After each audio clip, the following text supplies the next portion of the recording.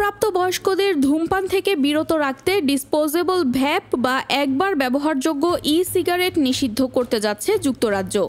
পরিবেশ ও জনস্বাস্থ্যের জন্য হুমকি হিসেবে বিবেচনা করে এ সিদ্ধান্ত নেওয়া হয়েছে। এক প্রতিবেদনে এ তথ্য জানিয়েছে বিবিসি।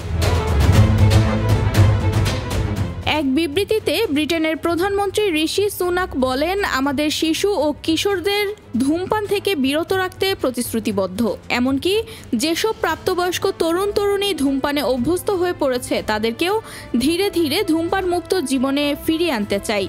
শিগগিরই এ পদক্ষেপ নেওয়া হবে।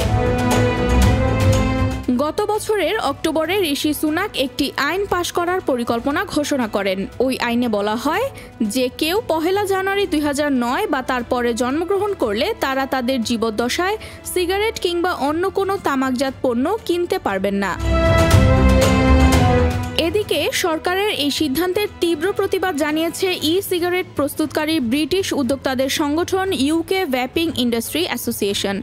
সেই সঙ্গে অ্যাসোসিয়েশন হুমকি দিয়ে বলেছে, যদি সত্যি সরকার এই কঠোর সিদ্ধান্ত বাস্তবায়ন করে সেক্ষেত্রে আগামী পার্লামেন্ট নির্বাচনে ভোটের ক্ষেত্রে তার ফল ভুগতে হবে।